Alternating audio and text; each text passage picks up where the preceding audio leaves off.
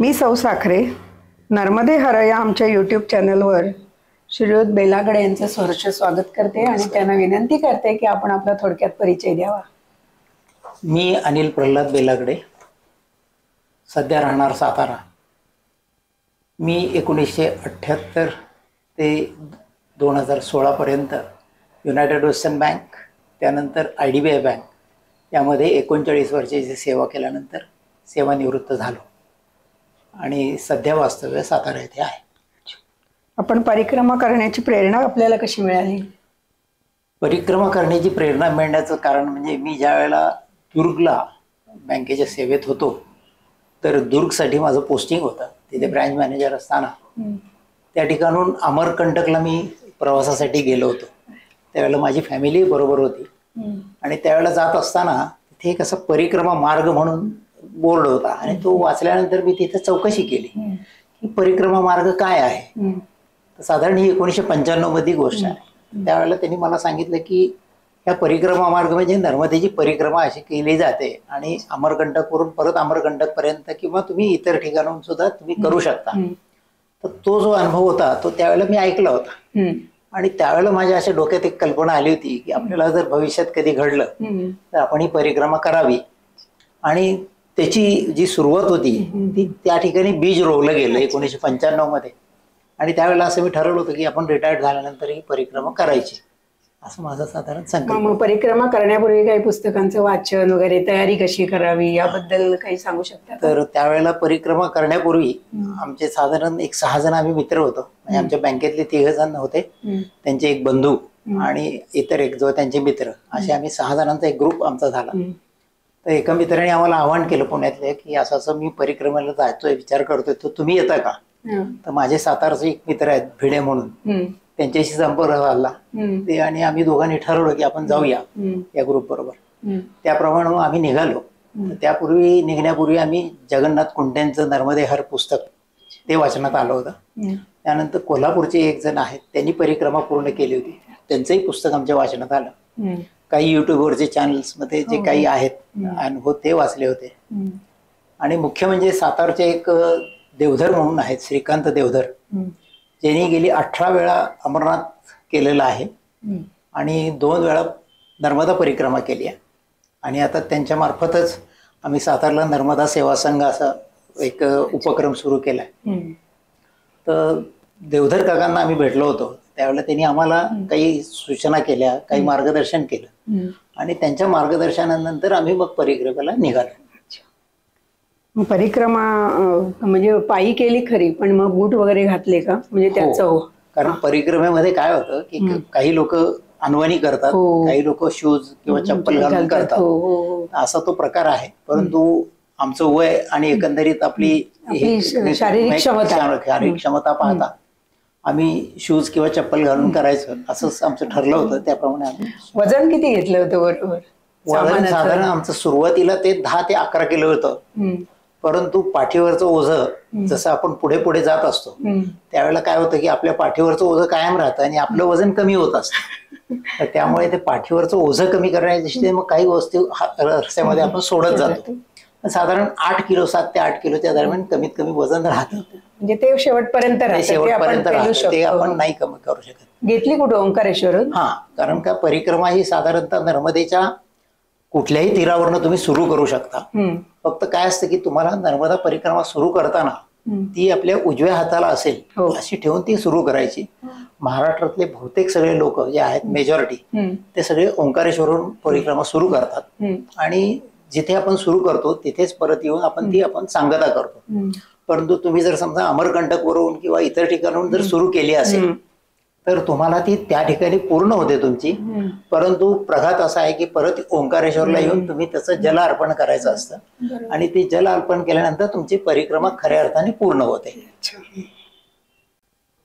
आता ओंकारेश्वर पासून तुम्ही निघालात, मग ते काठाने केली का बाहेरून केली? नाही, ओंकारेश्वरून आम्ही निघाल्यानंतर काय बेसिकली काय होतं की पूर्ण काठाने करणं काही ठिकाणी शक्य होत नाही. बरोबर. त्यामुळे जो नर्मदा परिक्रमा मार्ग म्हणून दिलेला आहे तो साधारण नर्मदेपासून एक 500 मीटर 200 मीटर 100 मीटर असं वेगवेगळ्या ठिकाणी तो नर्मदेच्या कडेने जातो. त्या ह्याच्यावरूनच आम्ही केलेली आहे. अच्छा. कारण पूर्ण काठाने आम्हाला हे शक्य झालं नव्हतं, हम्म. त्यामुळे आम्ही त्या मार्गावरून केली. मग असं ठरवलं होतं का की आज इतके किलोमीटर चालायचं, इथपर्यंत जायचं, ठिकाणं वगैरे अशी? काय होतं बेसिकली, नर्मदा परिक्रमा तुम्ही करत असताना तुम्ही कितीही जरी ठरवलं तर मुळात नर्मदा परिक्रमा घडणं हीच नर्मदेची कृपा असावी हो लागते. हो हो. आणि तुम्ही आज जर 25 किलोमीटर जायचं ठरवलं तर नर्मदा मैया तुम्हाला 10 किलोमीटरवर थांबवते. त्यामुळे असं तुम्ही ठरवून नाही हे जायचं. ठरवू नये. परंतु साधारणतः बरेच परिक्रमावासींचा अनुभव असा आहे की सुरुवातीच्या 8-10 दिवसामध्ये तुम्ही शक्यतो 8 ते 10 किलोमीटर पर्यंत चाला, की जेणेकरून तुम्हाला पुढे त्रास होणार नाही. म्हणजे सवय होते, सवय होते शरीराला. काय होतं की पहिल्यांदा उत्साहामध्ये लोक पहिल्या दिवशी 25 किलोमीटर चालतात, दुसऱ्या दिवशी 25 किलोमीटर चालतात, आणि त्यानंतर तुमच्या शरीराला सवय नसल्यामुळे मग तुमची परिक्रमा खंडित होणं किंवा थांबावं लागणं असे प्रकार होतात. म्हणून शक्यतो माझ्या मित्राचे म्हणजे मुलगाच आहे डॉक्टर, त्यांनी आम्हाला कल्पना दिली होती की तुम्ही सुरुवातीला तुमचा एक चालण्याचा जो स्पीड आहे तो 8 ते 10 किलोमीटर ठेवा, नंतर हळूहळू तो वाढवा. त्याप्रमाणे आम्ही केलं. मग तुम्ही ओंकारेश्वरून निघालात, निघताना किंवा वाटेत असे काही वेगळे अनुभव आले का सुरुवातीपासूनच? हा, होतं ना. कारण आता आम्ही ओंकारेश्वरला गेल्यानंतर गजानन महाराज आश्रम आहे, त्या आश्रमामध्ये उतरलो होतो. त्यानंतर दुसऱ्या दिवशी आम्ही अनिल महाराजांच्याकडे जाऊन त्यांच्याकडे चौकशी केली. चौकशी केल्यानंतर त्यांच्याकडून सर्टिफिकेट घ्यावं लागतं आपल्याला, रजिस्ट्रेशन सर्टिफिकेट, ते तुम्हाला पुढच्या प्रवासामध्ये कामी येतं. ते घेतल्यानंतर दुसऱ्या दिवशी परिक्रमा आम्ही उचलली. ज्याला परिक्रमेची नर्मदेची पूजा करून रिसर परिक्रमा उचलणे असं त्याला म्हणतात. त्याप्रमाणे परिक्रमेला सुरुवात केली आणि मग तिथून आम्ही मोरटक्क्यावरून पुढे असे निघालो. तर त्याप्रमाणे आम्ही सुरुवात केली. अनुभव म्हणजे काय होतं की दुसऱ्या दिवशीच आम्हाला असा अनुभव आला की आम्ही मोरटक्क्यावरून निघालो आणि त्या ठिकाणी आम्ही ज्या ठिकाणी थांबायचं होतं तो ते ठिकाण खूप दूर होतं, तिथून एक 5-6 किलोमीटर. त्या आधीच एक आश्रम लागला, त्या आश्रमामध्ये आम्ही थांबलो. आश्रमात गेल्यानंतर आम्हाला असं लक्षात आलं की तिथले जे महंत होते त्यांचं वय 75 होतं आणि ते तापाने आजारी होते. पण वास्तविक पाहता त्या आश्रमात गेल्यानंतर आम्हाला असं वाटलं की आपण आता कसं काय इथे राहणार. पण आम्ही गेल्यानंतर ते महंत उठले. आम्ही 6 जण होतो, आणखीन 2 परिक्रमावासी नंतर आले, असे 8-9 जण आम्ही तिथे होतो. तर ते उठले, त्यांनी सगळं स्वयंपाक वगैरे केला, आम्हाला जेवू घातलं, आम्हाला भोजन प्रसादी दिली, कारण तिथे जेवणाला भोजन प्रसादी म्हणतात, ती प्रसादी दिली. आणि त्यानंतर दुसऱ्या दिवशी सकाळपर्यंत चहा देणं, ह्या सगळ्या सेवा त्यांनी पूर्ण केल्या. म्हणजे आम्हाला पहिला अनुभव तिथे असा आला की त्या ठिकाणी सेवा वृत्ती किती आहे. कारण वयाच्या 75 वर्षात ते तापाणी फणफणलेले असताना ते अक्षरशः झोपून होते, परंतु परिक्रमावासी आलेत म्हणल्यानंतर त्यांनी स्वतः उठून ती सगळी सेवा आम्हाला रेग्युलर दिली. खरोखर आपण त्या नर्मदा किनाऱ्यावरच्या लोकांना, नर्मदा परिक्रमा पूर्ण होण्यामध्ये जेवढा स्वतःचा सहभाग आहे त्यापेक्षा त्यांची कृपा आणि त्यांची असलेली मदत खूप मोठी आहे. तिथून तुम्ही पुढे कसे गेलात? तिथून आम्ही बडवानी पर्यंत आलो. बडवानी पर्यंत आल्यानंतर बडवानीला आम्ही बडवानीच्या आदल्या दिवशी जिथे थांबलो होतो तर त्या ठिकाणी थांबल्यानंतर बडवानी सकाळी आम्ही साधारणतः बडवानीच्या आधी एक 3 किलोमीटरवर एक आश्रम आहे, त्या आश्रमामध्ये आम्ही थांबलो होतो. सदानंद महाराजांचा तो आश्रम आहे. अच्छा, हा, रोहिणी तीर्थ आहे बडवानीला. तर त्या ठिकाणी थांबल्यानंतर दुसऱ्या दिवशी सकाळी आम्ही 8 वाजता साधारणतः 6-6:30 निघालो. प्रचंड थंडी होती आणि बडवानी आल्यानंतर मग आम्हाची सकाळची सुरुवात असल्यामुळे आंघोळीची एवढी सवय नव्हती थंडीमध्ये आंघोळ करायची. आम्ही एका रेव्हेन्यू डिपार्टमेंटचं आपलं जे सर्किट हाऊस असतं त्या सर्किट हाऊसवरून निघाले होतो.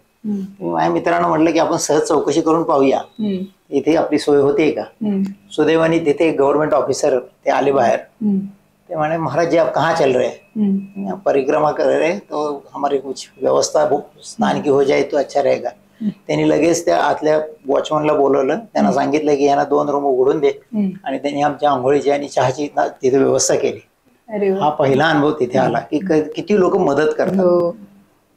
त्यानंतर आम्ही पुढे निघालो तर तुम्हाला सांगायचं आश्चर्य वाटेल की माझ्या मनात असं आलं की एक कचरा उचलणारी बाई त्या अशा निघाल्या होत्या. त्यांना आम्ही मैया म्हणतो कुठल्याही स्त्रीला तिथे. तर त्या मैया निघाल्या होत्या. तर माझ्या असं वाटलं की आपण हिला काहीतरी मदत करावी. परंतु मी ते, कारण वरचं स्वेटर हे सगळं शोधत पैसे बसतात तेवढ्यात ती पास झाल्या. माझ्या मागे एक आमचे भिडे म्हणून जे माझे सहकारी होते, शेवटपर्यंत आम्ही बरोबर होतो. तर त्या मैयानी स्वतःजवळचे 10 रुपये काढले आणि त्यांच्या हातात ठेवले की महाराज जी आप ये चाय लीजिए, मेरे पास इतने ही है, आप कृपया इसका स्वीकार करें. तर भिडे म्हणाले, ओ माताजी मैंने आपको देना चाहिए, तो तुम्ही मला कशी काय मदत करताय? नहीं नहीं महाराज जी बोले, आप तो नर्मदा मैया के रूप में आए हैं और आपकी सेवा करना हमारा धर्म है, हमारा फर्ज बनता है. तर त्यामुळे त्यांनी ते 10 रुपये आम्हाला पहिल्यांदा तिथे दिले. आणि खरोखरीच मग त्यावेळेला असं लक्षात आलं की या नर्मदा किनाऱ्यावर जाताना आपल्याला किती लोक आदराने वागवतात. हा पहिला अनुभव तिथे आला. त्यानंतर आम्ही थोडे पुढे गेलो तर तिथे भाजपचे एक कार्यकर्ते होते तिथले लोकल. त्यांनी आम्हाला गाडी थांबवून विचारलं की महाराज जी आपकी भोजन की व्यवस्था कहाँ है? यहाँ तो कोई भोजन की व्यवस्था नहीं, हम आगे चल रहे हैं. तो मैंने आप एक काम कीजिए, आगे जो आपको एक आश्रम मिलेगा वहाँ पे आप रुक जाइएगा, यदि वहाँ आपकी व्यवस्था नहीं होगी तो मैं आपके यहाँ 8-9 लोगों का खाना भिजवा देता हूँ. म्हणलं ठीक आहे, आम्हाला काही अडचण नाही आहे. आम्ही पुढे निघालो आणि आम्ही साधारण एक 12 किलोमीटरवर गेल्यानंतर आम्ही थांबलो होतो जिथे साधारण जेवणाची व्यवस्था 11:30-12 वाजता असेल. त्या आश्रमामध्ये गेलो तर त्यांनी सांगितलं की महाराज जी यहाँ तो व्यवस्था नहीं हो पाएगी आपकी, आप आगे चले जाना. ठीक आहे, काही हरकत नाही. तर आम्ही त्यांना फोन केला की महाराज जी हम यहाँ रुके आहे. तर त्या ग्रस्तांनी मागचे 8-10 किलोमीटर जाऊन पुढे येऊन आम्हाला सगळ्यांना व्यवस्थितपणे जेवणाची व्यवस्था करून दिली. आणि खरोखरीच त्यावेळेला आश्चर्य वाटलं आम्हाला की एवढे लोक कशी करू शकतात. हो खरंच. मग तुम्ही शुलपाडीतून गेलात का बाहेरून गेलात? नाही, आता काय झालं त्यावेळेला खरं माझी वैयक्तिक इच्छा शुलपाडीत मधून जायची होती, कारण मी बरंचसं ऐकलं होतं त्याबद्दल. परंतु माझ्याबरोबर जे सगळे सहकारी आम्ही सगळे सिनियर सिटीजन होतो. साधारणतः सगळ्यांची वय ही 65 ते 70 या दरम्यानची होती. त्यामुळे सगळ्यांनी असा विचार केला की आपण ती रिस्क घेण्यापेक्षा आपली परिक्रमा पूर्ण होणं हे महत्वाचं आहे. तुम्ही परिक्रमा नर्मदेच्या किनाऱ्यावरून केली काय आणि नर्मदेच्या 4 किलोमीटर आतून केली काय यांनी काहीच फरक पडत नाही. कारण शेवटी जे तुम्हाला जे मिळवायचं आहे ते तुम्ही ते तसंही त्या परिक्रमेमध्ये मिळवू शकता. त्यामुळे आम्ही असा विचार केला की आपण रस्त्याने म्हणजे शहादा प्रकाशा मार्गे जायचं. त्याप्रमाणे आम्ही निघालो. आणि मग पुढे भालोद, अंकलेश्वर, प्रतापी महाराज आधी त्याच्या आधी कुठे रस्त्यामध्ये म्हणजे मार्गामध्ये कोणी सत्संग, संत, सहवास? हो, कारण का भालोदला जाण्यापूर्वी एका आश्रमामध्ये आम्ही गेलो होतो. तर त्या ठिकाणी तिथे एक वरती दत्त मंदिर होतं. दत्त मंदिरच्या तिथे गेल्यानंतर आम्ही थांबलो होतो त्या दत्त मंदिरामध्ये. तर एक्झॅक्टली नाव माझ्या लक्षात येत नाही ते कुठलं मंदिर. तर त्या ठिकाणी आम्ही थांबल्यानंतर साधारणतः 11:30-12:15 वेळ झाली होती. तर तिथले जे गुरुजी होते त्यांनी दत्ताची आरती केली. आणि पहिला अनुभव म्हणजे दत्ताच्या पायावरची जी फुलं होती ती आमच्या डोक्यावर टाकली. आम्हाला आशीर्वाद दिला. आणि आम्हाला खरोखर हा एक अलौकिक अनुभव होता. म्हणजे ही नर्मदा मैयाची कृपा आहे. हा काय आपला याच्यामध्ये मोठेपणा नाही आहे, परंतु त्या ठिकाणी दत्ताच्या पायावरची फुलं आपल्या डोक्यावर पडणं हा फार मोठा अनुभव आम्हाला शुभ संकेत होता. आणि मग आम्हाला असं लक्षात आलं की आपण या मार्गाने आपण योग्य मार्गाने चाललेलो आहोत. आणि खूप खरोखर त्यामुळे आम्ही धन्य झालो म्हणजे त्या दिवशी. त्यानंतर आम्ही त्या दिवशीचा अनुभव सांगायचा म्हणजे खाली नर्मदा मैया होती, नर्मदेच्या किनाऱ्यावरच ते दत्त मंदिर होतं. तर त्या एक 60-70 पायऱ्या होत्या. त्या उतरून आम्ही जाणार होतो. तर खालून एक काळा कभिन्न असा भुजंग नाग तो असा पायऱ्या चढून वर येत होता. आणि तो साधारण एक 50-60 पायऱ्या वरती आला. आणि जशी आमची चाहूल लागली तसं तो खाली परत आम्हाला कुठलाही त्रास न होता परत निघून गेला. खरोखरीच नर्मदा मैया किती आपल्याला काळजी घेते, आपली किती म्हणजे प्रत्यक्षरित्या आपल्याला ते हे करत असते, आपला सांभाळ करत असते. त्याचा अनुभव आपल्याला वेळोवेळी येत असतो. परिक्रमा करताना परिक्रमेचे नियम किती काटेकोरपणे पाळलेत तुम्ही? आणि पैसे वगैरे ठेवले होते का? ATM कार्ड वगैरे ठेवलं होतं का? काय होतं बेसिकली परिक्रमा करताना बऱ्याच लोकांचा असा अनुभव आहे आणि काही संकेती आहेत किंवा तुम्ही पैसे ठेवू नका. परंतु काय होतं की आपण सर्वसामान्य सगळी संसारी माणसं आपला नर्मदेवर विश्वास असण्यापेक्षा आपल्या खिशावर जास्त विश्वास असतो. तर त्यामुळे आपण काय करतो की साधारण पैसे ठेवतो. तर आम्ही सगळ्यांनीच पैसे आणि एटीएम बरोबर ठेवलं होतं. परंतु सांगायचं आश्चर्य म्हणजे आम्ही जे पैसे आपले स्वतःचे होते ते आपल्या स्वतःवर खर्च करण्यापेक्षा काही आश्रमांना देणगी देत गेलो. बरोबर. म्हणजे जिथे खरोखरीच अतिशय कठीण काळामध्ये त्या परिक्रमावासींची सेवा करत असतात त्या ठिकाणी तुम्हाला मदत करता यावी या हेतून तुमच्या पैशाचा उपयोग करा. तुम्ही स्वतःच्या सोयी करता त्याचा उपयोग करण्यापेक्षा तो अशा पद्धतीने केला तर पैसे घेतल्याचं पुण्य किंवा पाप हे लागण्यापेक्षा तुम्हाला ते सत्कारणे लागण्याचं जास्त समाधान लागेल. अगदी बरोबर आहे.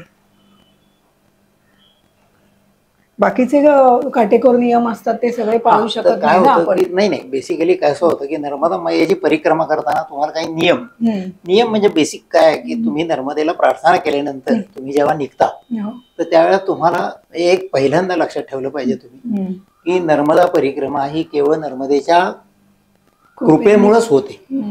तर तिला तुम्ही रोज उठल्यानंतर पहिल्यांदा प्रार्थना करा की आजपर्यंत तुम्हाला इथून चालवलंस, इथून पुढेही तुम्हाला चालवायचं आहेस आणि ही जबाबदारी तुझ्यावर सोडून मी माझ्याकडनं कष्ट करेन, मी माझ्याकडनं त्रास सहन करेन, परंतु तुझी कृपा असल्याशिवाय हे शक्य नाही. ही प्रार्थना रोज करणं महत्वाचं आहे. समर्पण भावना केली पाहिजे. आणि दुसरी गोष्ट म्हणजे कसं असतं की तुम्ही ज्या आश्रमामध्ये राहिलेला असाल त्या ठिकाणी तुमचं स्नान सकाळी पाण्याची व्यवस्था नसेल तर कमीत कमी हातपाय धुवून तुम्ही जे काही शक्य असेल ते करून नर्मदेची पूजा करायची. नर्मदेची पूजा म्हणजे तुमची रेग्युलर आरती, त्यानंतर नर्मदाष्टक हे म्हटल्यानंतर मग तुम्ही काही लोक मध्ये त्याच्यामध्ये काही अवडंबर मागवतात की फुलवाती पाहिजे, निरंजन पाहिजे, तूप पाहिजे. काहीही गरज नाही. तुम्ही मानस पूजा केली तरी चालते. काय होतं की लोकांना असं वाटतं की मग ते तूप पाहिजे, आरती पाहिजे, कापूर पाहिजे, अशी काही गोष्टींची आवश्यकता नाहीये. तुम्ही मानस पूजा केली तरी चालेल. फक्त नर्मदेची आरती आणि अष्टक ह्या दोन्ही गोष्टी केल्यानंतर तुम्ही मग निघायचं असतं.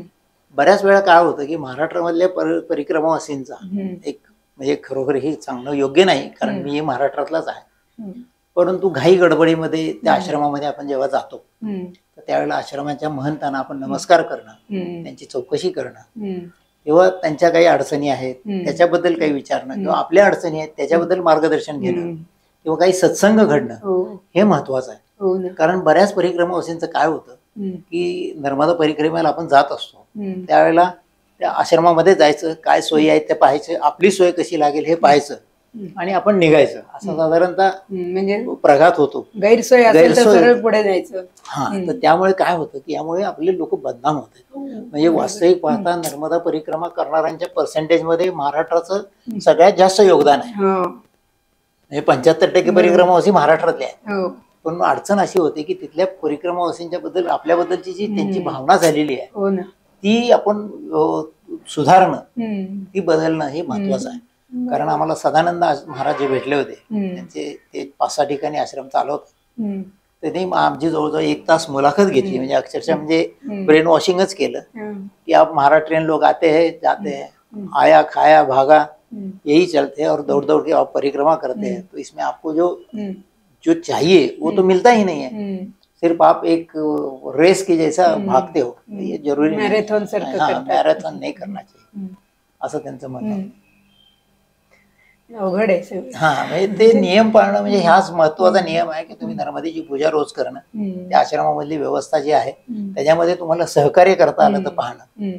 कारण मला आठवते 31 डिसेंबरचा दिवस होता. त्या ठिकाणी आम्ही एक आश्रम होता, तो अतिशय रिमोट प्लेस मध्ये होता आणि एकूण तर आम्ही एक छोटा टेंट होता तिथे. त्या छोट्या टेंटमध्ये आम्ही जवळजवळ 15-16 परिक्रमावासी होतो. तर त्या ठिकाणी आम्ही गेल्यानंतर त्या आश्रमामध्ये महंत एकटेच होते. त्यांनी पहिल्यांदाच आम्हाला आवाहन केलं की तुम्ही आप रोटी बनाने के लिए, आटा लगाने के लिए आज मुझे मदत करो. तर ठीक आहे, आम्ही कधी घरी रोटी केलेली नव्हती, परंतु त्या ठिकाणी आम्हाला त्यांनी आटा केल्यानंतर ती रोटी सेकण्याचं काम किंवा काही लाटण्याचं काम हे आम्हाला करावं लागतं. सुदैवाने आता काय झालंय की संबंध परिक्रमा मार्गावर तुम्हाला अन्नक्षेत्र भरपूर ठिकाणी निर्माण झालेली आहे. साधारणतः आम्ही 121 दिवस मला परिक्रमेला लागले, त्यातले हार्डली एक 10-12 दिवसामध्ये आम्हाला स्वतः करावं लागलं असेल. अदरवाईज सगळ्या ठिकाणी अन्नक्षेत्र झालेली आहे. रेडीमेड सदावर्त फार थोड्या ठिकाणी आहे, पण जिथं सदावर्त मिळेल तिथे तुम्ही ते स्वतः करण्याची तयारी दाखवली पाहिजे. मग तुम्ही ज्या 6 जणांनी ग्रुपनी गेला होता ते शेवटपर्यंत 6 जण राहिलेत का? आता कसं आहे, हा खूप मोठा महत्वाचा प्रश्न आहे. कारण तुम्ही किती जणी ग्रुपने गेलात तरी तुमचा ग्रुप शेवटपर्यंत इंटॅक्ट राहत नाही. हा अनुभव सगळ्यांचाच आहे. कारण आम्ही 6 जण निघालो होतो, त्यामध्ये 3 जण होते. ते साधारणतः भालोद नंतर त्यांची आमची हे सुटलं. कारण ते म्हणाले की आम्ही आता पुढे याचा काळ आहे, करोना वगैरे येणार आहे, तर आम्ही लवकरात लवकर परिक्रमा पूर्ण करायची, इथून गाडीने जाऊन तट परिवर्तन करतो. मी केली तर परिक्रमा नर्मदाची पायी करणार आहे, हा माझा संकल्प आहे. मी संकल्प म्हणून केलेला आहे, माझ्या हट्ट म्हणून नव्हे. ती कृपा नर्मदा मैयाची आहे की जोपर्यंत ती चालवेल तोपर्यंत मी चालणार. तर त्याप्रमाणे सुदैवाने माझी ती पूर्ण परिक्रमा पूर्ण झाली. परंतु या संबंध याच्यामध्ये 6 जणांपैकी आम्ही 3 जण हे साधारणतः शेवटपर्यंत बरोबर होतो. त्यातले 1 जण जे होते आमच्या 3घांपैकी, पहिल्या 3घांनी तर ते 2 महिन्यातच पूर्ण केली, काही पायी काही गाडीने अशी त्यांनी हे केली. दुसरे 1 जण होते त्यांचे एक साधारण 100 किलोमीटरचा प्रवास काही गाडीने किंवा रिक्षाने झाला. आम्ही मात्र दोघे पहिल्या दिवसापासून शेवटपर्यंत बरोबर होते. परंतु एक दिवस आमची 4 तासासाठी चुकामुक झाली होती. म्हणजे ते वेगळ्या मार्गाने गेले, मी वेगळ्या मार्गाने गेलो. त्यामुळे नर्मदा मैया ही तुम्हाला वेगळं करते. परंतु नर्मदा मैया परिक्रमा करताना लोकांना माझं सांगणं असेल की तुम्ही शक्यतो एकट्याने करा. म्हणजे नर्मदेच्या किनाऱ्यावर सगळेजणच म्हणतात, 1 निरंजन, 2 सुखी, 3 दुखी और 4 में खटपट, असाच तो प्रकार आहे. त्यामुळे शक्यतो तुम्ही झाला तर 1 किंवा 2 असे साधारण जा. प्रत्येक ठिकाणी आश्रमातली व्यवस्था तुम्हाला कशी काय वाटली? खरोखरीच नर्मदेच्या कृपेने आश्रमातली व्यवस्था अतिशय चांगली आहे. काय होतंय की लोकांच्या अपेक्षा खूप पडल्या आहेत. जेव्हा तुम्ही घरातनं बाहेर पडता तर ते घर नाहीये, तो आश्रम आहे. त्या आश्रमामध्ये ज्या व्यवस्था आहेत, त्यासाठी मला खरोखरीच जाताना एक सूत्र सांगितलं होतं देवधर काकांनी, जो प्राप्त है वो पर्याप्त है. जे तुम्हाला मिळालंय त्यामध्ये तुम्ही समाधानी राहा, की जेणेकरून तुम्हाला त्या ठिकाणी त्रास होणार नाही. तुमच्या अपेक्षांचं एकदा ओझं तुम्ही कमी केलं की मग तुम्हाला काही गैरसोय वाटत नाही. बरोबर. कारण शेवटी ते आश्रम आहे, तिथे रोज परिक्रमावासी येत असतात. म्हणजे अक्षरशः सुरुवातीच्या काळामध्ये, म्हणजे जेव्हा आपण चातुर्मास संपल्यानंतर सुरुवातीचा जो काळ असतो म्हणजे नोव्हेंबर डिसेंबरचा, त्या ठिकाणी तर रोज 100-150 लोक परिक्रमावासी येत असतात. त्यांचे रिसोर्सेस एवढे लिमिटेड आहेत की त्या ठिकाणी ते पुरं करू शकत नाही. त्यामुळे तुमची असलेली बाथरूमची व्यवस्था, टॉयलेटची व्यवस्था ही कमी असते. किंबहुना जवळपास 50-60% ठिकाणी ती नसतेच असं म्हणायला काही हरकत नाही. कारण शेवटी ते काय, त्या तिथल्या असलेल्या लिमिटेशनचा तो भाग आहे. पूर्ण परिक्रमेत तट परिवर्तन किंवा माईकी बगीचा, लक्कलकोटचं जंगल, या सगळ्या ह्याच्यामध्ये तुम्हाला काही विविध असे काही अनुभव आले का? तर सांगायचं म्हणजे पहिला अनुभव तर मी तुम्हाला सांगतो की ज्या वेळेला आम्ही सियाराम बाबांच्या आश्रमामध्ये 3-4 दिवशी गेलो होतो, तर त्या दिवशी सियाराम बाबांचं दर्शन झालं.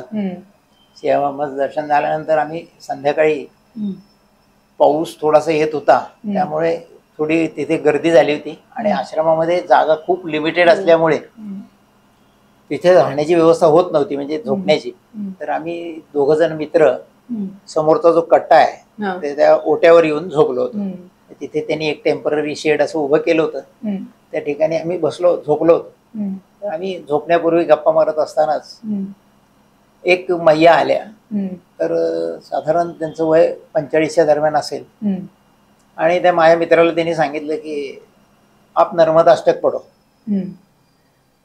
नर्मदाष्टक पढो म्हणल्यानंतर आम्हाला दोघांना, आम्ही 4च दिवस झाले ते नर्मदा परिक्रमा सुरू करून, नर्मदाष्टक पाठ होण्याचा प्रश्न नव्हता. तर माझे मित्र म्हणाले की आम्ही जाऊन पुस्तक घेऊन येतो.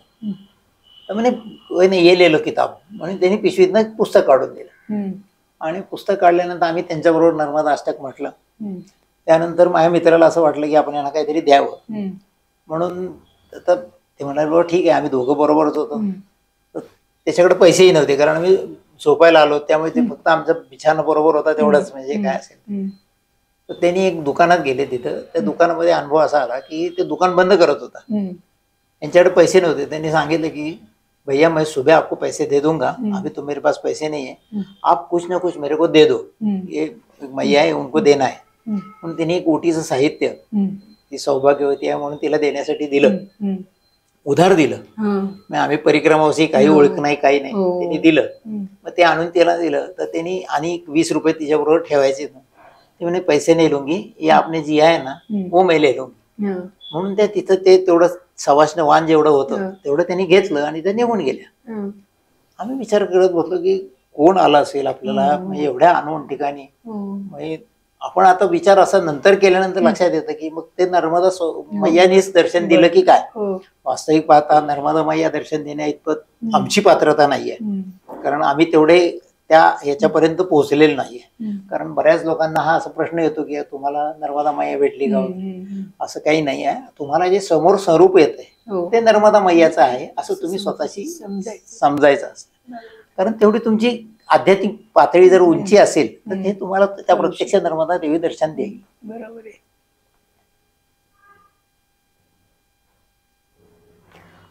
आता परिक्रमा करत असताना असे काही अवघड क्षण आले का की ज्या वेळेला असं वाटलं की आपण नर्मदेला एकदम शरण गेलो किंवा खूप तळमळीने हाक मारली आणि त्या प्रसंगातून आपण वाचलो? आहे त्यातले अनुभव. म्हणजे काही वेळेला कसं होतं की तुम्ही जेव्हा नर्मदा परिक्रमा करत असता त्यावेळेला काही वेळेला कठीण अनुभव येतात. म्हणजे अक्षरशः एक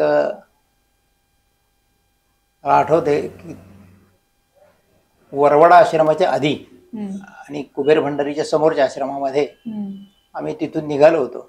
तर निघाल्यानंतर नीलकंठेश्वर आश्रम सोडल्यानंतर एका ठिकाणी संगम आहे. त्या संगमाच्या ठिकाणी एक असा उतार आहे आणि तिथून तुम्हाला छोटीशी नदी पार करावी लागते.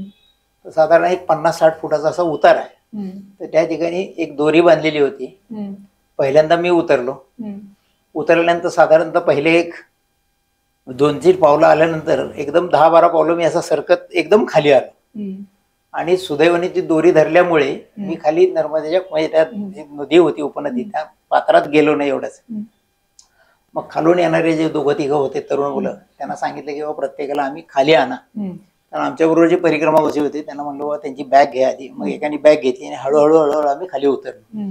तर तो पहिल्यांदा असं वाटलं की आपण एवढ्या वरून जर 15-20 फूट तुम्ही डोंगरावरनं खाली येत असता त्यावेळेला तुम्हाला साहजिकच भीती वाटते की बाबा आपण कसं काय.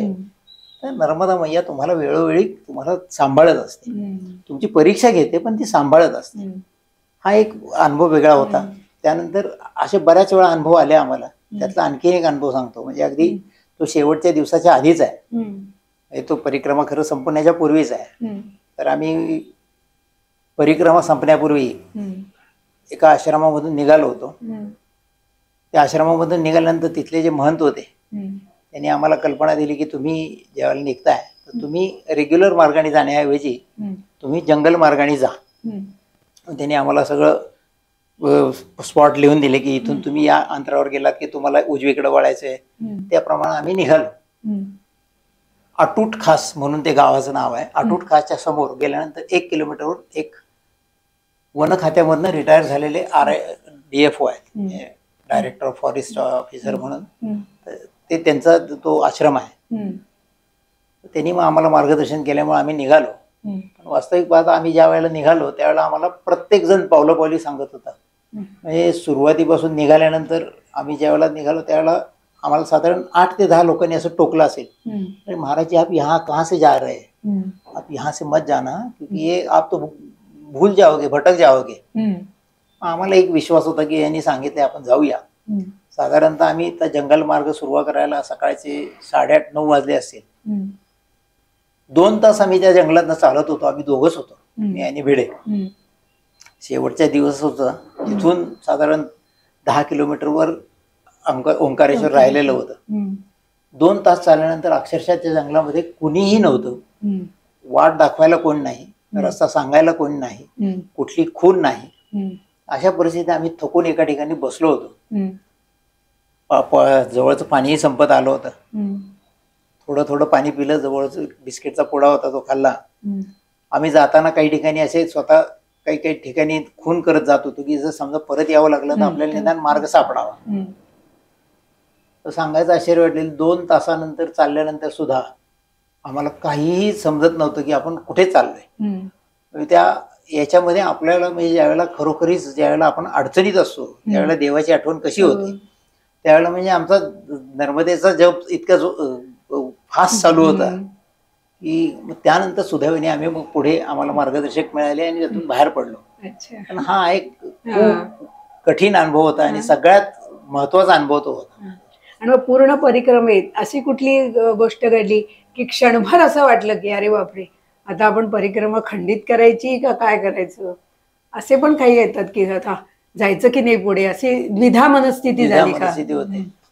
नाही असं होतं काही वेळेला, कारण का तुमचे पाय दुखत असतात, शरीराची साथ मिळत नाही. परंतु परिक्रमामध्ये सगळ्यात महत्वाची गोष्ट असेल तर तुमच्या शारीरिक क्षमतेपेक्षा तुमची मानसिक क्षमता जास्त महत्वाची आहे. आणि तुम्ही ज्यावेळेला मानसिक क्षमतेने तयार असता आणि तुम्ही बेसिकली मी सांगितलं ना की महत्वाची गोष्ट अशी आहे की तुम्ही प्रत्येक वेळेला नर्मदेला शरण जा.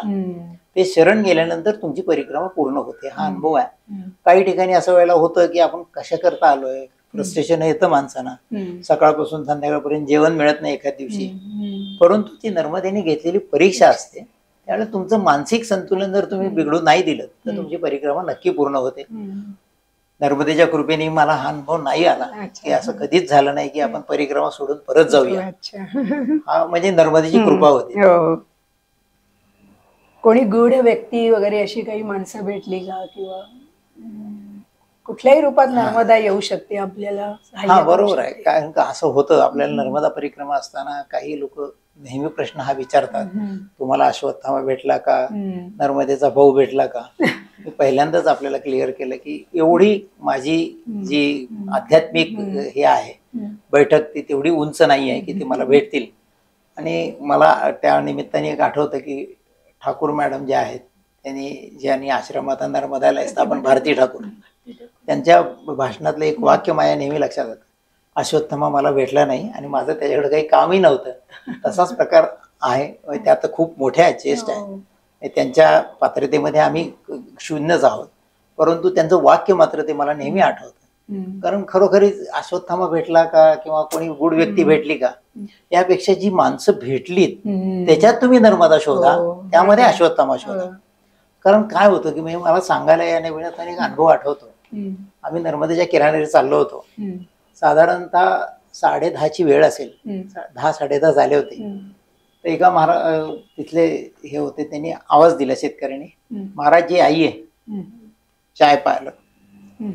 ठीक आहे, आम्ही थकलेलो होतो, चहा घ्यायला गेलो त्याच्या कोठीमध्ये. त्याने एक छोटस पत्र्याचं 4-5 पत्रे टाकून नर्मदेचं मंदिर केलं होतं. एक नर्मदा माईची मूर्ती होती. तो म्हणला चहा करत, त्याने चहा केला, चहा घेतला. त्यानंतर त्याने आम्हाला लगेच सांगितलं, महाराज या भोजन पाहतो. हो ठीक आहे. मग आम्ही थकलो, म्हणलं ठीक आहे आपण जे भोजन करून जा.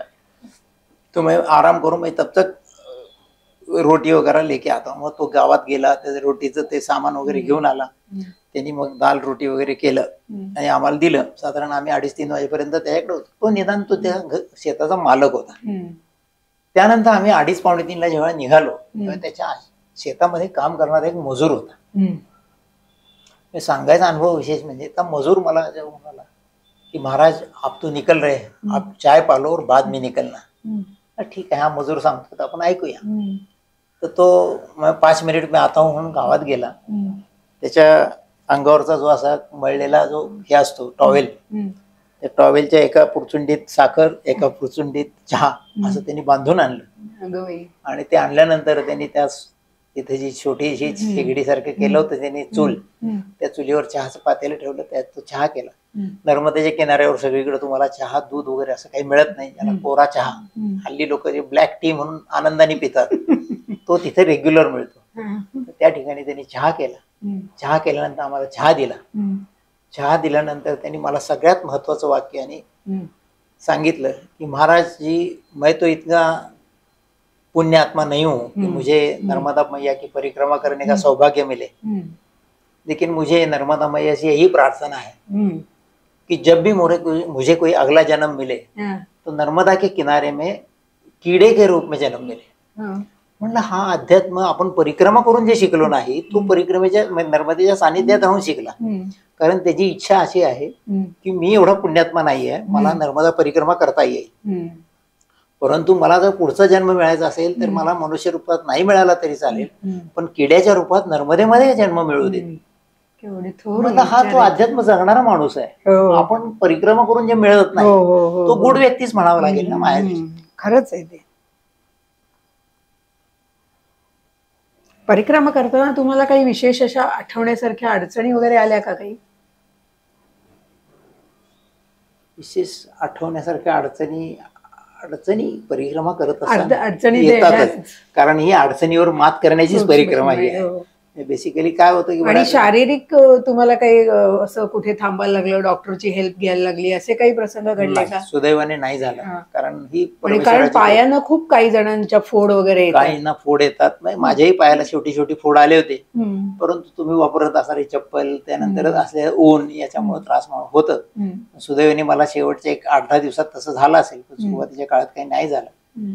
परंतु तुम्हाला चालत असताना अनुभव बऱ्याच वेळा येत असतात की त्याच्यामध्ये अडचणी म्हणजे कशा असतात की आता काही वेळेला माझ्याकडे स्वतःकडे एक बूट होता. अच्छा. तर तो बूट मी घेतला होता, तर शूज घेतले होते अंकलेश्वरला. अंकलेश्वरून आम्ही पुढे जात असताना तो साधारणतः नर्मदेचा तट ओलांडल्यानंतर सुद्धा तो चालला होता. आणि नर्मदापुरमच्या अलीकडे एक 25-30 किलोमीटर आल्यानंतर तो बूट खालून फाटला होता. खालून त्या होलमध्ये सारखं काही ना काहीतरी जात असायचं आणि खडे गेले की चालताना अडचण व्हायची. कसं सोल्युशन आपल्याला मिळतं. तर एका ठिकाणी आम्ही बसलो होतो, तर जाता रस्त्यात लक्षात आलं की आपल्याला एक रबराचा तुकडा मिळाला. रबराचा तुकडा घेतला, पुढे गेल्यानंतर एक दुकान मिळालं. त्या दुकानामध्ये त्याला विचारलं की स्टिकपासची ट्यूब आहे का, तर त्यांनी ते फेविकॉलची ट्यूब दिली. ती 5 रुपयाची ट्यूब, आणि त्यांनी ते रबराचा तुकडा लावून त्या बोटाला पॅचअप केलं आणि पुढे चाललो. असे एक अनुभव वेगवेगळे येत असतात तुम्हाला. म्हणजे शेवटी कसं आहे की हा अनुभवाचीच मालिका असते. बरोबर आहे, तुम्हाला ते घडत असतं. तुम्हाला अजून काही अनुभव सांगायचे आहेत का? एकदम शेवटचा प्रश्न विचारला. नाही, आता अनुभव म्हणजे असा आहे की परिक्रमा करत असताना रोज नवीन अनुभव येत असतात. बरोबर. म्हणजे ज्यावेळेला आपण नर्मदा परिक्रमेला निघत असतो, तर आम्ही असं नर्मदा परिक्रमा करत असताना पहिल्या टप्प्यामध्ये एक असं ठिकाण आलं होतं की जिथून आम्हाला एक छोटी नर्मदा पास करायची होती. तर त्यावेळेला पास करताना आम्ही सगळे येऊन त्या तटावर थांबलो होतो. आता ती नदी तर ओलांडून पलीकडे जायचंय, त्या ठिकाणी तुम्हाला ती नदी ओलांडल्याशिवाय जाता येत नाही.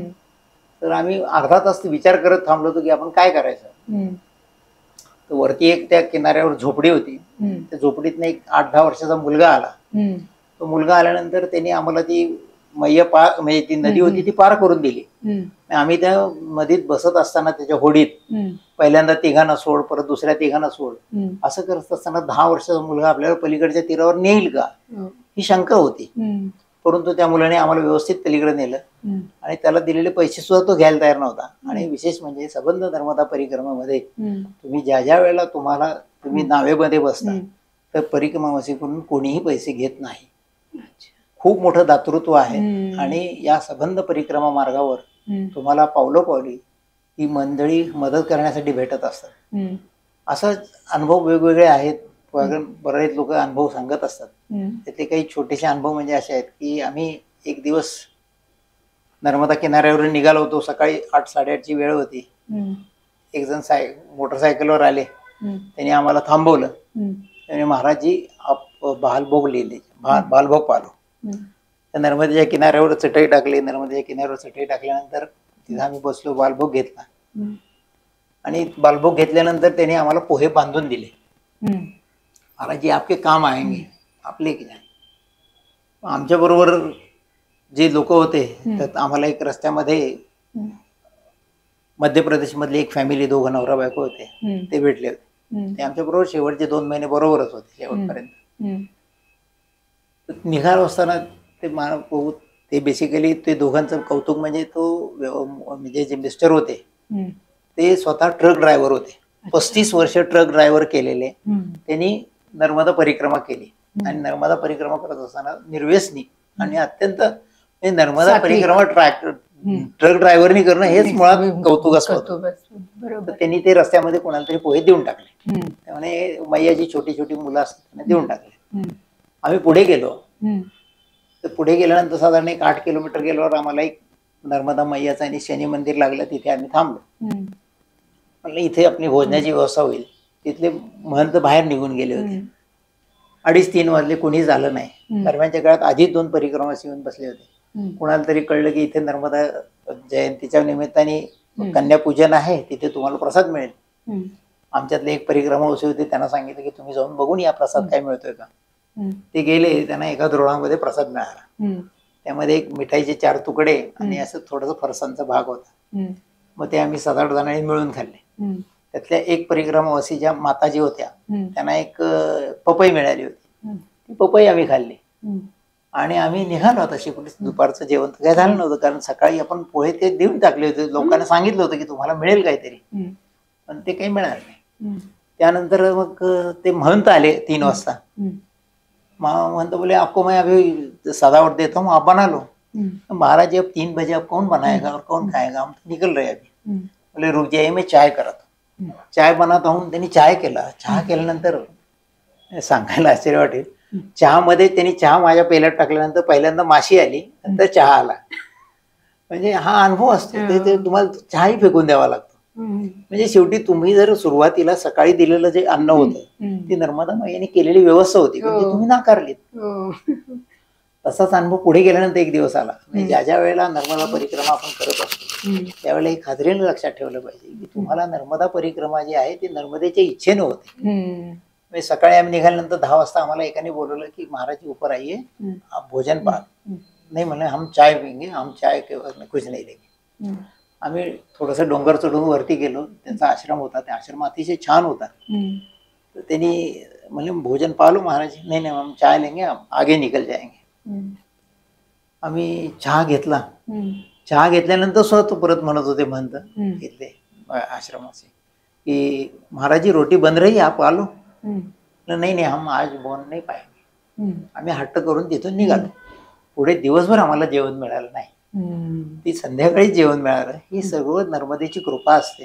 आणि या सगळ्या प्रकारामध्ये तुम्हाला वेळोवेळी नर्मदा ही तुम्हाला सांगत असते की तुम्ही असं शिकवत असते, पण तुम्ही स्वतःचा हट्ट करता. म्हणून नर्मदेच्या किनाऱ्यावर हट्ट कोणी करू नये.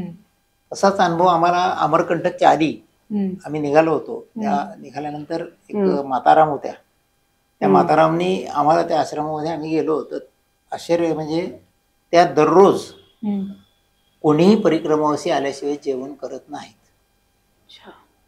त्यांना तिथून पाणी आणायला सुद्धा म्हणजे जवळ 1.5 किलोमीटर जावं लागतं. त्या किनाऱ्यावर पाणी सुद्धा मिळत नाही, कारण अमरकंटकचा जो दिंडोरीचा भाग आहे, तुम्ही ज्या वेळेला दिंडोरीच्या भागात निघता त्यावेळेला अक्षरशः पाण्याचं दुर्भिक्ष आहे. त्या ठिकाणी तुम्ही पाणी मागितलं तर पाणी मिळत नाही, कारण तिथल्या लोकांना 3-4 किलोमीटरवरून पाणी आणावं लागतं. तर त्या माताराम दररोज येणाऱ्या परिक्रमावासींना जेवण देतात, नंतर स्वतः जेवण करतात. 60 वर्षाच्या आहेत त्या. त्यांचे मिस्टर वारलेले आहेत, परंतु त्या स्वतः ही सेवा सगळी अखंडपणे करत आहेत.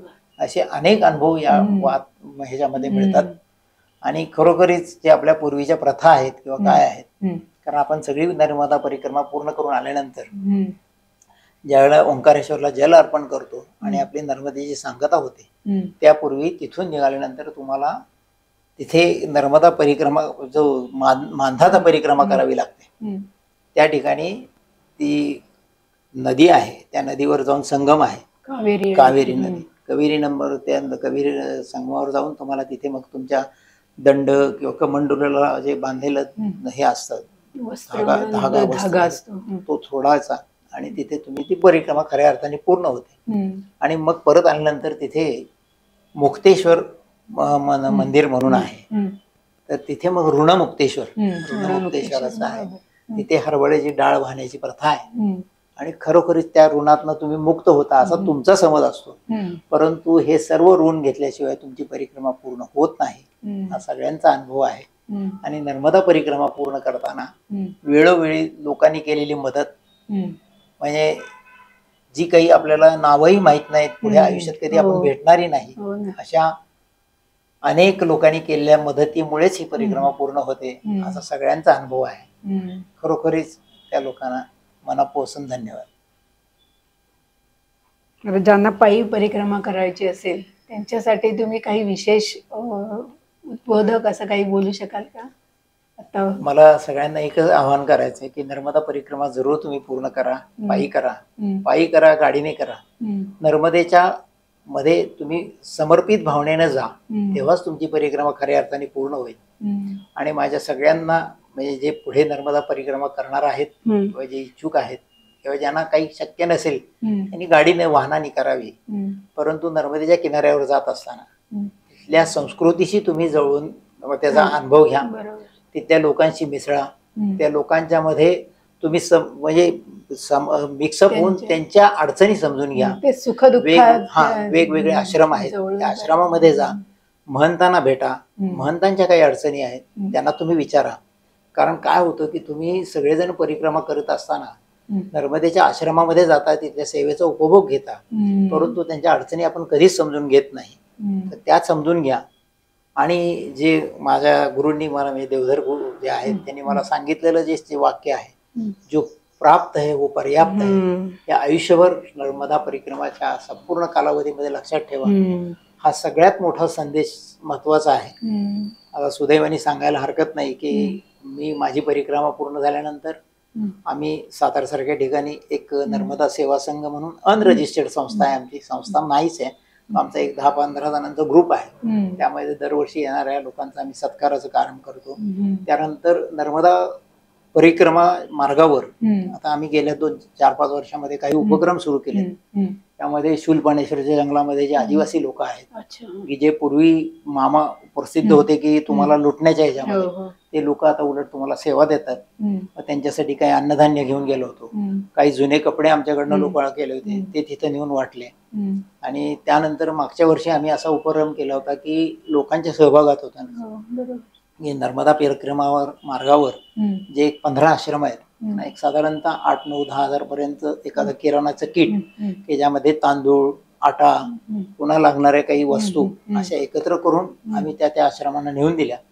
ही आमची असलेली मदत अतिशय अल्प आहे, परंतु ती आवश्यक आहे. बऱ्याच लोकांनी आम्हाला परत विचारणा केली की खूप चांगला उपक्रम आहे तुमचा, या संबंध याच्यामध्ये आपण पूर्ण होऊ शकत नाही, परंतु तुम्ही जी सेवा आतापर्यंत घेतलेली आहे परिक्रमा काळामध्ये त्याचं थोडस तरी तुम्हाला काहीतरी त्याची परतफेड करता येईल अल्प स्वरूपाने, या दृष्टीने तुम्ही अशा उपक्रमामध्ये सहभाग करा. स्वतः शक्यतो जाईल तिथे तुम्ही मदत करा. काही शक्य झालं तर मी म्हणजे यानंतर हा सगळा अनुभव पाहता गेल्या 2 वर्षापूर्वी मी आणि माझी मिसेस आम्ही दोघंही लछोऱ्याला चितळेमाईंच्या यांच्या आश्रमामध्ये सेवेसाठी गेलो होतो. आणि असाच आश्रमामध्ये परत जाणं, नर्मदा किनाऱ्यावर जाणं, काही आम्ही आता उत्तर वाहिनी आहे, काही लोकांना जमत नाही, आम्ही त्याच्यासाठी अरेंज करतो, त्या लोकांना घेऊन जातो नर्मदा किनाऱ्यावर. अशा अप्रत्यक्षप्रमाणे तुम्ही नर्मदेची सेवा करा. नर्मदेच्या किनाऱ्यावर खूप काही करण्यासारखं आहे. कारण आपली पात्रता तेवढी नाही, आपली क्षमताही तेवढी नाही, परंतु जे लोक सेवा करतायत, भारती ठाकूर मॅडम असतील किंवा बाकी आश्रमाचे महंत असतील, त्यांना तुम्ही जेवढी शक्य असेल तेवढी मदत करा. कारण आम्ही हा एक उपक्रम छोट्या प्रमाणात सुरू केलाय.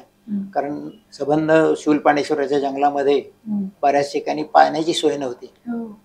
आमच्या इथल्या काही लोकांनी मदत करून, आमच्या इथे राजपुरोहित म्हणून आहेत भाईसाहेब, त्यांचं वय 85 आहे, परंतु त्यांचे काही मित्रमंडळी आणि आमच्यातल्या काही लोकांनी सहभाग करून जवळपास गेल्या 2 वर्षामध्ये एका ठिकाणी 1.5 लाख रुपये एका ठिकाणी आश्रम बांधण्यासाठी दिले. एका ठिकाणी आश्रम त्यामध्ये पाण्याची व्यवस्था नव्हती, तिथे सौर पंप दिला आणि जेणेकरून लोकांची सोय होईल अशी पाहिलेली आहे.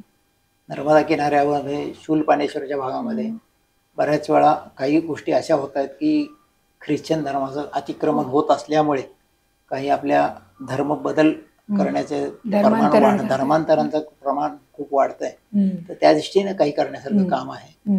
त्यानंतर नर्मदा किनाऱ्यावर नर्मदा एक ग्रुप त्यांनी केलेला आहे, त्या नर्मदा बचाव. त्या नर्मदा बचाव जो तो भाग नाहीये, परंतु नर्मदा बचावने आता नर्मदेची परिस्थिती अशी आहे की काही काळानंतर नर्मदा लुप्त होईल की काय अशी लोकांना भीती वाटायला लागली. कारण नर्मदेवर होणारं अतिक्रमणामध्ये होणारी बांधकामं, त्यामध्ये सोडलं जाणारं सांडपाणी, त्याच्यावरची असलेली वृक्षतोड, या सगळ्या दृष्टीनं काम करणं अतिशय महत्वाचं आहे.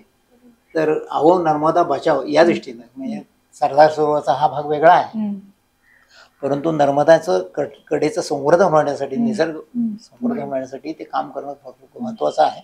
त्यामध्ये काही लोक काम करतायत, त्यांना मदत करा. हीच सर्वांना नम्र विनंती हं. आणि माझे काय अल्पसे अनुभव होते हं. ते ऐकून घेतले. बरं, परिक्रमा सफल झाल्यानंतर तुम्हाला तुमच्या स्वभावात काही बदल असे काही जाणवले का? हा, तर स्वभावात बदल म्हणजे कसं होतं की तुम्ही ज्या नर्मदा परिक्रमा करत असता त्यापूर्वीचे तुम्ही आणि नंतरचा बदल यामध्ये एक तुम्ही समर्पण भावनेने केलेली परिक्रमेनंतर निश्चितच तुम्हाला एक बदल जाणवतो म्हणजे महत्वाचा, की तुम्ही आजपर्यंत लोकांच्याकडनं सेवा घेत होतात. हं. आपलं सेवा करणं हे काही आपलं कर्तव्य आहे. हो.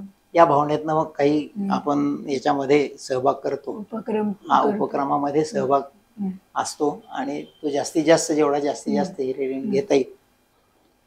नर्मदे हर. नर्मदा परिक्रमा करणाऱ्यांना बऱ्याच वेळा काही प्रवासाचे अडचणी येत असतात. त्यासाठी तुम्ही महाराष्ट्रातून कुठेही किंवा देशातून कुठेही गेलात तरी तुम्हाला खांडवा स्टेशन हे आहे. खांडवा स्टेशन हे तुमचं जे पुणे किंवा मुंबईवरून कलकत्त्याला जाणारं जे हे आहे रूट, त्याच्यावर खांडवा स्टेशन आहे. खांडवा स्टेशनवरून साधारण 75 किलोमीटरवर ओंकारेश्वर आहे. तिथून तुम्हाला बसेस मिळतात आणि तिथे प्रायव्हेट बसेस खूप टॅक्सीज उपलब्ध असतात, त्यामुळे त्यांनी तुम्हाला जाता येतं. दुसरा पर्याय म्हणजे इंदोर. तर इंदोरला जाणारे जे काय आहेत तिथे इंदोरला प्रायव्हेट बसेसही जातात, त्याचप्रमाणे रेल्वेही जाते. पुणे इंदोर आहे, मुंबई इंदोर आहे, अशा बसेस आणि ट्रेन दोन्ही आहेत. तिथे तुम्हाला डायरेक्ट जाता येतं. इंदोरपासूनही ओंकारेश्वरचं अंतर 75 किलोमीटर आहे. इंदोरहून प्रायव्हेट बसेस किंवा टॅक्सीज हे तुम्हाला उपलब्ध होतात, त्याप्रमाणे तुम्हाला तिथे जाता येतं.